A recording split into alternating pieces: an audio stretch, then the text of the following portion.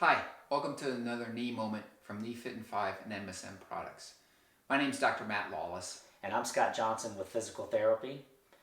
Dr. Lawless, we had a video that we discussed ice, the use of ice after a total knee replacement, and even with other knee diagnoses. But another common question from my patients is heat. So what about heat? Yeah, interesting, and that's a good question. Um, Heat is something that I very rarely use. The patients that have used it before, they see me say, boy, I like it, it makes me feel good. And the only real time I see an indication for it is maybe with a stiff knee before they do therapy to kind of warm it up.